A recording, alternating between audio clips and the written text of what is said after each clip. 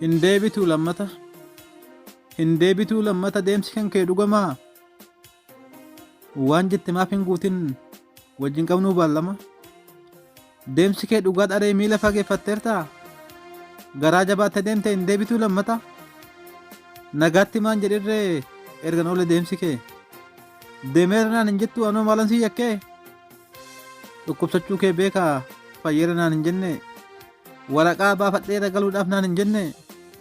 Maaliif jijjiirte yaada? Muree maaliif na sobdee? Osoo lafaa ol adeemtu maaliif kichutti cabde? Biyyeetu afaan qabne nagaatti kaayaa koode? Sidhamnaan shakkine siif rabbitu kana qoode? Duuti naftu nan beekaa du'arraan ooluu namuu fuula kee yoon yaadadhu kan garaan na raafamu.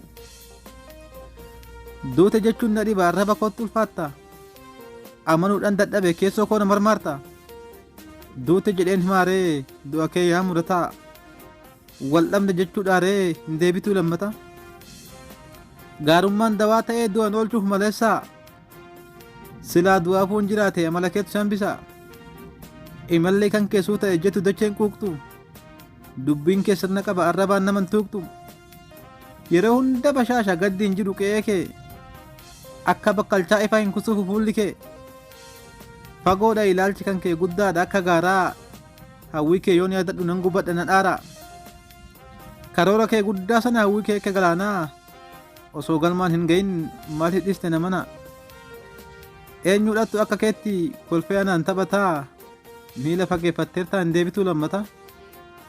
Wanta sitti ulfaate fiddee anaan mari'attaa? Jireenya kan kee caalaa saba kan kee dhimmamtaa? Sabboonummaaf arjummaan dawaa du'aatii miti? Dawaan osoo jiraate silaa hin duutu ati? Dabaree waliif laachuun hin jiruufi maleessaa? Silaa anoo si oolchee ofii koo of gaggeessaa? Na qofaa middanuudha silaa kan si hambisu? Du'a si oolchuuf jedhee kan lubbuu ofii dabarsu? Nu gattee deemta jennee tasumallee hin abjootne? Nan yaadadha murataa waan waliin karoorsine? Kana dhufaan yaadanne atis gaafa akkas karoorsitu?